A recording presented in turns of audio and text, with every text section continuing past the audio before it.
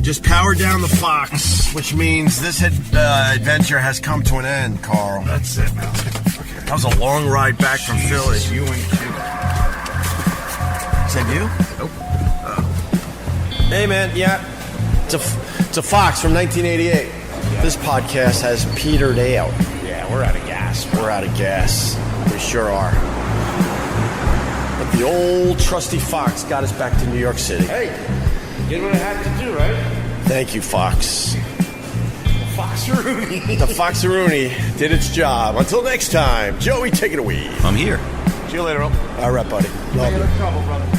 Thanks for hanging out with us in Philly for the podcast movement. Don't forget to subscribe to this podcast at Apple. Tell your smart skills to download it and leave us a 5-star rating. Then there's opieradio.com for hats, shirts, and the free on-demand stream of Opie Radio. Yo, Sabian, you did it. The Westwood One Podcast Network. The Hughley Truth with D.L. Hughley. Hey, this is D.L. Hughley, host of The Hughley Truth. This is a show all about great conversations and great insight on the truth. Well, basically, as I see it. New episodes every Thursday. Get it wherever you get your podcast. Listen, comment, and subscribe today on the Westwood One Podcast Network. The Hughley Truth. Download and subscribe at Apple Podcasts, Google Play, and the Westwood One Podcast app. Free from the Westwood One Podcast Network. Wait a second. You didn't really think that we weren't going to let you hear more from Opie, Carl, and my awesome boss, Tim Sabian, at that main event, did you? Here's an Opie Radio Extra, recorded by our host, processed and edited slightly by me. So disregard the comments you hear from Opie and Carl while the moderator, or Tim, speaks during this panel. It's Opie Radio in front of a large audience of podcasters in Philly at the 2018 Podcast Movement. Enjoy. There's formalities. Come on, this is... We're going to start right away. Is this your first podcast convention? It's very evident. No, but it's my last. What's up, guys? In the history of the medium. His fan base exploded when he created the Opie and Anthony Show in 1994, which ran all the way till 2014. And now from 2003 to 2017, Opie was a significant and highly visible personality on Sirius XM. And his current show with Westwood One is called Opie Radio, and it is wildly popular, as you know. You can find him on Twitter at Opie Radio. Put your hands together for this guy, Opie Radio. Thank you. You forgot to mention all the times I got fired from radio. Well, there's that. All right, moving right along. Carl Brew is here, you guys. He's a celebrity chef and consultant who helps numerous other celebrity chefs carve out and craft their own brands. Carl won Guy's Grocery Games, which propelled him into Food Network stardom. You've seen him on various shows, including a highlight of his own restaurant on Guy Fieri's Diners, Drive-Ins, and Dives. And Carl was a regular contributor on Sirius XM and currently works with his friend right here, Opie on Westwood One. Find Carl over on Twitter at Carl Ruiz. Big round of applause, Carl Ruiz. And Dr. Janice Presser, you guys. She has been telling stories and helping people tell their own stories for over 30 years. As a marriage and family therapist in the 1980s and 90s, she was a family therapist. And in 2001, she began development of teamability, which is the first technology to describe and predict how people work together. Dr. Janice believes that storytelling is an act of co-creation between the storyteller and the audience. Find her on Twitter at Dr. Janice. Here she is, guys. And our fourth person on the panel today is Tim Sabian, you guys. He is the Senior Vice President of Digital Content at Westwood One.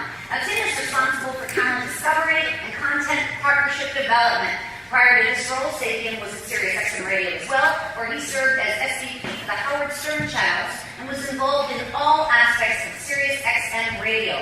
And don't hold that against me. Yeah. Tim's extensive career includes managing and supervising many radio shows and programs, including WYSP right here in Philadelphia. I love that. Find him on Twitter at Tim Sabian. You guys give him a round of applause.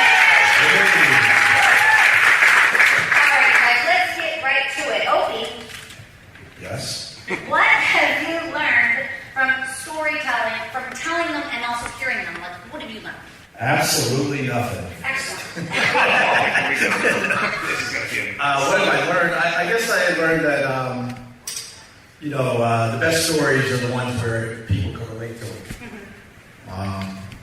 Yeah. Okay. That's my opening line. Does anybody stand out in your mind on your show who really stood out telling a great story? I would say the best storyteller I ever had on my radio show over the years was Jim Brewer, Okay. a comedian. I totally thought you were going to say me for a second. Carl's a hell of a storyteller too. Jim Brewer really knows how to tell a story and make it funny and make it very relatable.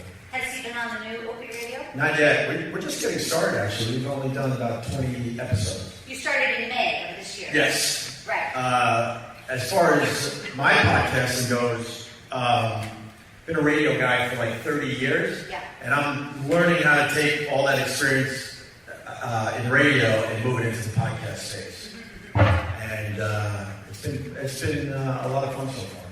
All right. What's your favorite story to tell? When somebody says, Opie, give me your best story. What do you go with? I like telling family stories. Just stories about growing up and living in a pretty crazy household with one of 7 kids. No kidding. With a crazy mother, and those Where tend do to you be. fit? Where do you fit? In I'm that? the second oldest. Second oldest. Yes. Yeah. So. Are your brothers and sisters fans of Opie Radio? Yeah, they better be. I pay all their bills. All right, Carl. Same question. What have you learned over the years from not only telling stories but hearing stories? Well, as a chef, I mean, recipes are stories for us, right? So for me, to teach people how to cook properly in my restaurants or whatever, I have to tell them the why, the how, where it came from. So I've been telling stories, food related. If people don't fall in love with the recipe, they're not going to do it right. So, that's the way that I tell stories. I kind of break them down and make you love what I love, and then we're good. Is there anybody you can't teach to cook? Most people. Yeah. Most people, because they're scared to love things. They really are. Most people are scared to really invest in something 100% to make it great. And going with Carl's point, you need to have some passion behind your storytelling. And then that gets the listener very involved. So it has to mean something to the person. Of course, telling. right. Like, why are you telling us A this? bad storyteller doesn't have the passion behind it, which goes to what he's talking about. Because Carl's a chef and loves cooking and preparing food, and drinking. And drinking, and it comes across in the final product. Right. So just to the two of you that I've already talked to, let me ask you, when somebody's coming on your show, do you give them guidelines? Do you tell them, I want to hear your story? What do you tell your guests? I think it depends if Opie wants to abuse them or wants to actually be friends with them. I mean, there's different guests. Sometimes they're there to, they're the joke, Yeah. and sometimes they're part of the joke. I got to explain that though. Take your time. When you're in the broadcast media, there's people that come in and they just want to sell their latest movie, their latest book, what have you, and they have no interest in helping make the show better. Right. And I never had tolerance for that. And then you get people that come in and they understand they're in a pretty cool, open environment with no real rules. I don't tell them what they can and can't say.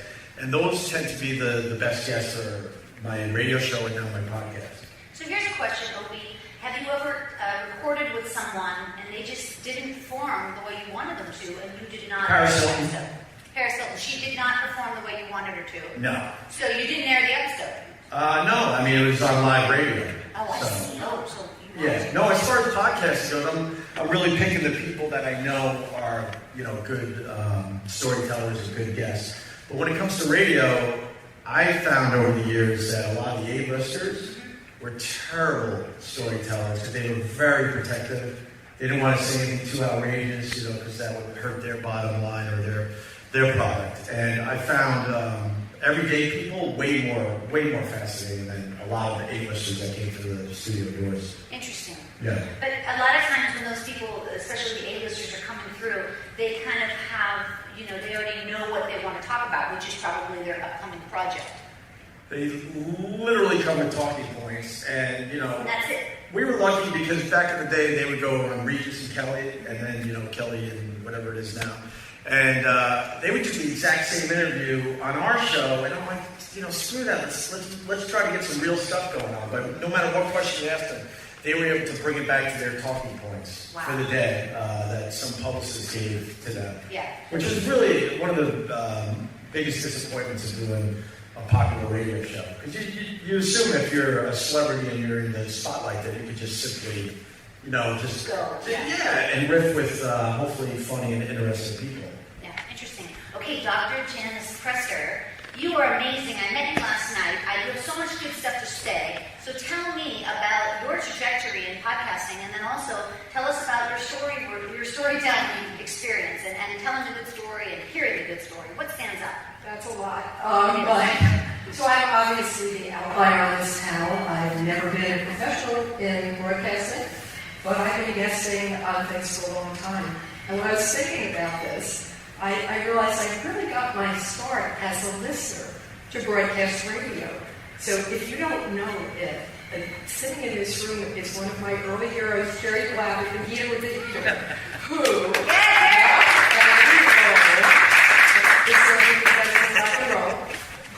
would tell stories, play this music, and in my teenage head, boy did I make up hot stories. And so when you, that's how you learn to be a storyteller. And when I get on your show, we're going to talk about a new movement. What's that? Meat Too. I like Me that. too. You like that? I love He's it. all about the meat. I've heard it. Look at this. I am. Look at this Twitter page. If that does not excite you, then you You're don't dead, like you're it. dead inside you hate America. You don't like it. All right, Tim Sabian, your career, sir, is just unbelievable. You have done it all. You have seen it all. Just an amazing wealth of stories that you've heard. And so, let me ask you, because you don't host anything, right?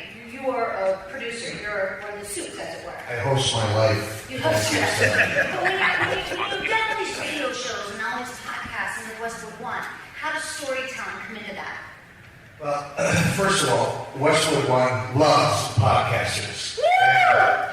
Give yourself a hand because you're all pioneers in this room and people that have stepped out into the great unknown. And this has been quite a story, what has happened and transpired over the last few years in this new space. Podcasting, as you all know, is a disruptive movement that has taken on terrestrial radio and is an incredible opportunity for all the people in this room. And the stories that come out of it, and just meeting each and every one of you, has been just absolutely amazing. Like we have the guys from 83 Weeks, Conrad Thompson, who's a podcast on our platform, Bruce Pritchard, who's with Something to Wrestle With in the back of the room here, the Gear with the Heater, which is an incredible Philadelphia icon, Debbie Somack, and then also Opie and Carl have created a sensation on the internet with their podcast. And the stories that they bring with them and that we work with on a daily basis are absolutely amazing. And it's getting and extracting this information and putting this content onto these podcasts. And it's just a great opportunity. So, Yeah, amazing. And you've done hundreds and thousands of shows. Well, I started out in the Howard world. It was an interesting part. I walked into a room and there was like literally 30-some years of tape in a room, and I saw this stuff, and we were starting to produce and edit and create content and package it. We were doing podcasting, 10, 15 years ago, and kind of started this whole thing, and we didn't even know what we were doing. But now it's the greatest thing since sliced bread. So it's been a real journey. Regarding podcasts, do you think there's a sweet spot in the length of a podcast? I know that's not a storytelling question. And Steve Goldstein said it best, don't waste my time. And as long as there's great information, it's presented in a way that has a beginning, a middle, and an end to it, I think that it can go on for 4 hours. There are podcasts that are 4 hours that are very interesting. There's podcasts that go on for 10 minutes. It's just don't waste my time. And I think that's a very true statement from Steve Goldstein. I agree. Go ahead, Opie.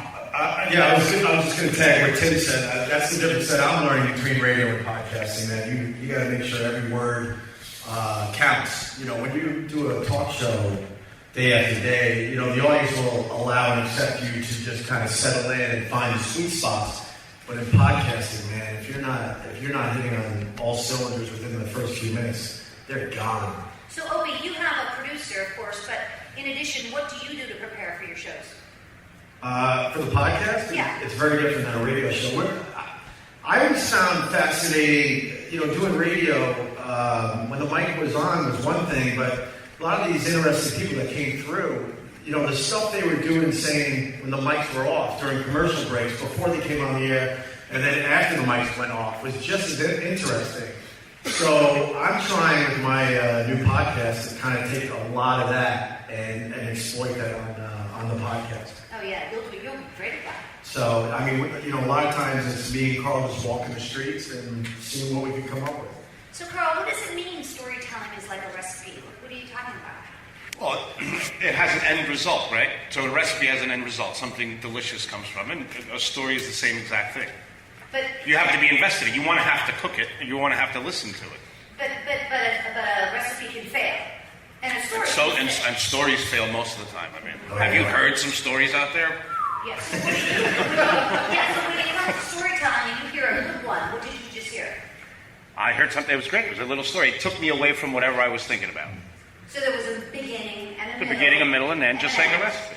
And just like a recipe. Right, because when you're cooking with somebody, or you're teaching somebody something, you got to have them invest in it, right? So I tell them, hey, listen, we're going to make this steak. This is from the north of France, and we're using this butter, and they get into it instead of me just showing up like, this is what we're doing. Da, da, da, da. They're not going to love it. They're going to burn it. They're not going to care. Do you cook at home daily? No, I don't have a home. Do you eat out? Listen to the podcast. Do you eat out? Awkward. I Recently divorced. I So we've got next to the relation expert here. this is getting old. You can talk with Janice a little. These are my cousin sneakers. Just to bring this all the way around, when I decided to start my podcasting career, the first podcast we did was from Carl's creepy cabin. So, that's where he's living these days. Wait a minute, were you really living in a cabin? He still is. Actively living in a cabin. I kill bugs 70% of the day. I'm killing bugs. Ladies. I'm really good at it. And I can cook, and I have 2 Food Network contracts coming up, so my room is 1006. 13th floor elevator. Okay. This is really moving along here. But to her point, going back to what I said earlier, the difference between radio and podcasting, I found very fascinating. And the things I'm learning about podcasting that's kind of important is to be a fly on the wall. The listeners really want to be a fly on the wall. You have to be more intimate and relatable. I agree with Opie. When you do TV, and I run into someone that knows me from TV, they just know like a little bite. Like they'll say, "Oh, that time you screamed broccoli." What the hell does that even mean? And then regular radio, they kind of know you, but podcasting is the most intimate thing. I've had people come and give me hugs and talk to me it's almost like they knew me, or they were like family almost. It was striking to me coming from other medias. To know people they listened so well. Why do you think that is, Tim? It's a good point. I remember when I was a kid, I would lay in bed at night and I would string antennas on the top of the roof and listen to like KWAY out of Little Rock, Arkansas, or WLS out of Chicago, lived in Minneapolis, or the Wolfman Jack Show. And I felt an affiliation and an association with these people because it was late at night, it was one-on-one, and it was very, very unique in a listening experience. And now with podcasting, it's similar to the same type of vibe that it was when I was a kid growing up and getting acclimated to radio.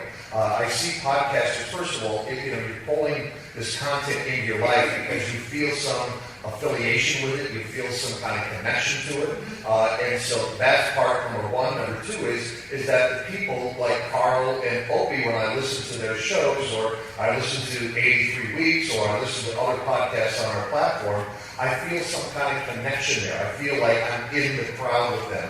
And that's why when we talk to our podcasters, we ask them, what associations do you have with advertisers? What, products do you use on a daily basis? Because we don't want them to sell or to talk about products that they don't feel in their heart is right for them or right for their audience. And that's the connection, the power of being authentic and real and honest that podcast brings to consumers today. But also, I feel like, to the point that they feel so close to you, it's because I feel like people are listening to podcasts in very intimate ways. They're laying in bed at night, or they're running, or they're hiking, or they're whatever they're doing. Go ahead. I'm sorry. Yeah, well, the technology is such that, you can hear every single word of the podcast. You pause the thing. And to answer this question, I think it comes down simply to the fact that people choose you.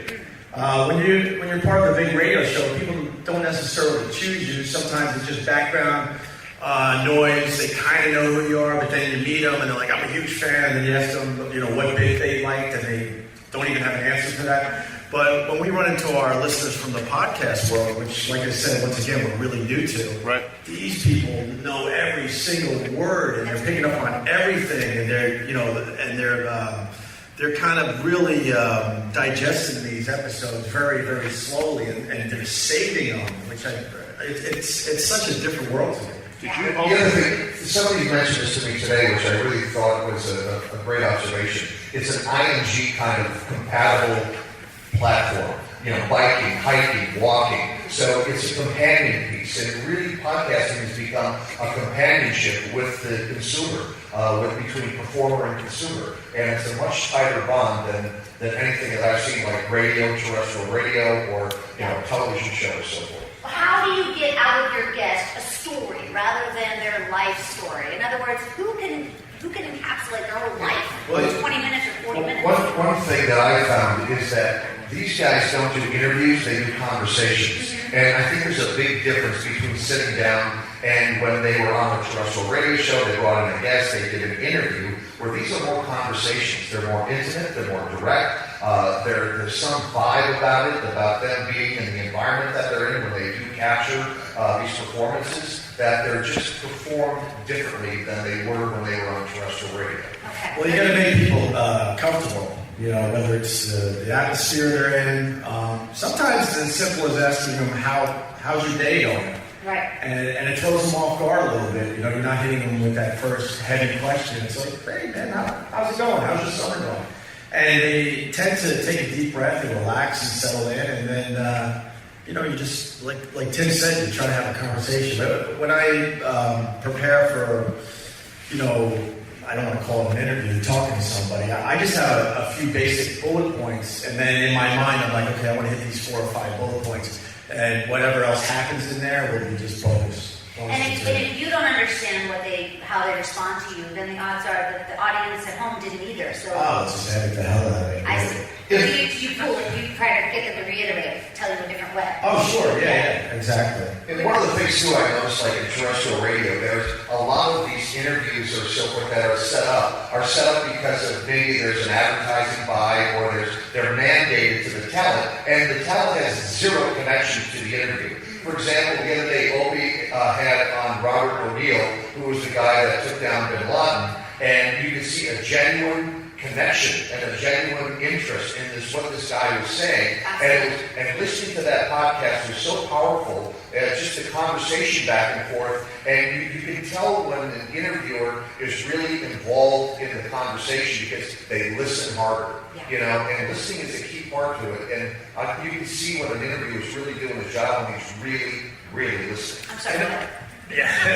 and no That was good. No what's fun about that one, the first 20 minutes we didn't even talk about Osama bin Laden and the mission. Yeah. It was about his summer, it was about fruity drinks, all this other stuff. And then I wish you would have got to it a little faster. And then in my mind, I'm like, wow, I already got 15, 20 minutes of good stuff, and now we're finally going to go into the actual story of him taking down Osama bin Laden. But I knew in that circumstance that the pressure was on because he's told the story so many times. So you also try.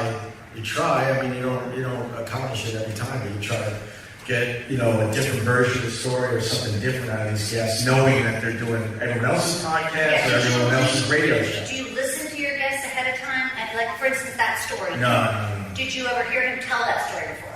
Well, he told it on my radio show. So now for the podcast audience, I'm making believe I never heard the story before. Okay, I see, right. Yeah. And you probably have even better questions. Yeah, I hope so. In all honesty, Opie prepares. He's a natural talent. I mean, I've done a lot of interviews with other media and stuff. Opie's, he's one of the best. I mean, it looks effortless. But when I try to do it, it's a complete jaws of life car accident. When I try to do it, he does. I'd rather just make fun of people on the sidelines. It's easier. You're good at it. No accountability. What I try to do is I prepare a lot, but then when I can throw all that away and just have a conversation with somebody, that's when I get off. You know. But he knows how to have a conversation. Right. Like if I have a conversation with someone, it'll just ramble on like a flood, not like a river. It'll just go everywhere. It wouldn't make any sense. Opie knows how to bring the story back. He knows how to reel in the But when guest. you're cooking with somebody, Right. you have a beginning and a middle Right. and an end. Yeah, but we're not making steaks with these people. Like we're talking with him, and that's what he's just a natural talent. It's impressive to be part of it. You love him. Well, I mean, I don't sometimes he's a little difficult. Sometimes he's not bad. He's a good kid. Hey, listen, we can talk all day, but I'm going to throw it out to you guys. If you have any questions for this fabulous panel, let's do that. Okay, go ahead, sir. Here comes the guy with the microphone. Hang on. Oh, that's going to take a while. Fred Jacobs. Fred Jacobs. Fred didn't think it through. Here he comes. Here comes the mic. Question for Opie. Oh, shit. You said it several times. Okay, so you've got somebody who is a celebrity or somebody well known, and they told their story many, many times. Yeah. And you don't want them to sound canned. Right. How do you get them to sound different than they were on other media? I don't think there's a formula to that. I think you just try to hit it from other angles. You try to make them comfortable. You try to catch them off guard. You try to make sure they're relaxed. And one of the things too is like at Westwood One, our podcasting network, we reach over probably a 250 million people on a weekly basis. And the thing is that you want to identify unique people, unique talent like Opie and Carl that have the ability to ask questions in such a way. They perform things differently than somebody else would. And that's the uniqueness and the attributes that we find interesting about having people like this in 83 Weeks and then Shapiro and all the other ones that we have on Jericho and all this kind of stuff on our podcasting platform, because these are unique people that have unique ability to do things differently. If I had the same guest on each show, each guy would do it a different way. In other words, they all know the story, but they're going to get the story in a different way. I wish I had an answer to that question. That's going to bother me, actually. Does anyone have an answer to that? Oh, John. Go ahead, Here's John. Here's John. There's Mr. 10%. There's my 10%, everybody. So I think the difference is that when a guest comes on who's been on any number of different places, what you automatically do that nobody else does is you make them laugh. Right. They're laughing within minutes. They're having a great time. They're telling stories about themselves that they've not told to anybody else. And therefore, the answers you get are completely different from what has been heard. Thank you. All right, to John's point, yeah, you try to make them let their guard down, and then they will open up a little more. So I think it comes down to trying to make them as comfortable as possible in the atmosphere. And hopefully they trust you. There's trust involved, too. And they feel like they're in a good space, and a lot of times they're willing to tell you a little more because they want the publicity themselves. Okay, let's take another question. Go ahead. Hi, my name is Holly Hutchings. My show is called How I Broke This, and it's about some of our biggest mistakes that we make in our personal lives and career. And I talked to some pretty influential people, like in my town and surrounding area, and this will sort of add on probably to the last question, but I talk to people about crucial mistakes in personal life, business, and I could spend all day. I have all the time in the world, but one of the people is the mayor, one of them is grammar girl. These people don't have all day. They're running a life and a business. So I was going to ask how you would suggest softening people up to open up about something really personal quickly, because they might have a shorter time frame than I have. Alcohol works. They are going to have to really, really like you very quickly. And if they are in power positions like that, they may not, because they may not care if you like them. So that's a tough thing. You've picked a very tough niche. But before you actually do the interview with the guest, getting them to do a pre-interview and try to do some prospecting beforehand to find out triggers that are going to get them to talk about certain things. Or maybe have a producer talk to them, to somebody with maybe a little different tact on getting that information for you as you do the final performance. So there are ways, but also I think to Opie's point too is like how we did with Robert O'Neill. He sat there and talked with Robert O'Neill about this, that, and the other thing, and didn't even get to Bin Laden, and organically evolved into that because of his comfort zone. And not because of Opie let him into it right away. It just organically took it. You got to read the room. And I think that there are tools that you can apply that will help you get the results that you need. And it's one of them is doing a pre-interview. The next one is maybe having a producer do it for you, doing the pre-interview. Maybe it's you warming up to them. And as Carl points out, alcohol always works every time. I hate to say this, but I think that's almost impossible if you're looking for that quickly. Because it depends on how long your show is. If your show is only 25 minutes. Well, it's also human nature. We're all very, very guarded, and it takes a lot. It takes a lot for you to open up. It goes back to that trust thing. But to get there quickly, I honestly don't know how you do that. I mean, the best stuff I've gotten over the years is after talking to a guy for like an hour and a half. And then finally, the last 5 minutes is all the juicy stuff because they finally feel comfortable enough and to trust you, and they obviously want to tell you this deep, dark story or whatever. But it just takes a long time to get there. I don't think you can do it quickly. Yeah. Okay, guys, we only have time, unfortunately, for one more question. Go ahead. Hi, I'm Paulie. I got a question for you. How do you go from radio to podcasting doing interviews? Because you're kind of stuck when you're telling a story on a podcast. Whereas radio, if a listener calls up and tells you this sucks, you know to bail on it. How are you confident in your story when you're letting it go? That person just tweets now that you suck. It's actually faster and it's more effective. It comes down to the editing. I mean, I edit my podcast. We try not to edit a lot because we want it to sound as natural as possible. But the beauty of podcasting, you record your podcast, and you got, depending on what your schedule is. In our case, we have up to a week sometimes before this thing goes out, and we edit it in such a way that it sounds still like a natural conversation. So you're able to get all that crap out of there. One thing that I learned from Opie was when we did our first podcast, he said to me, "I'm going to make this thing smoke." Where I come from, that's a whole other animal, right? So I'm like, what does that mean? But he literally meticulously goes through it and speeds it up just a little bit, and it changes everything. And it blew my mind.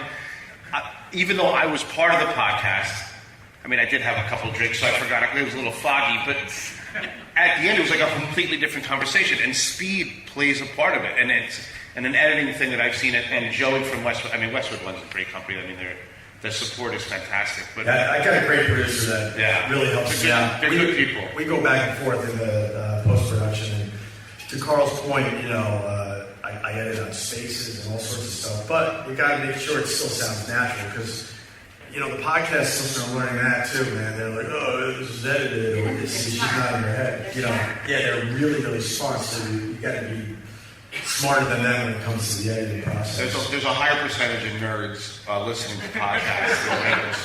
I have a lot of nerd friends now. Okay, Janice, if you're trying to do this yourself, just ask yourself the question: do you have enough people who love you enough to listen to it and then tell you the truth and not shoot it, just privately? And sometimes you just have to jump something and start all over again because editing is not going to fix it. Then if you grow up and you get great professional editing, you have to do it. And be smart enough to just throw the whole thing in the garbage.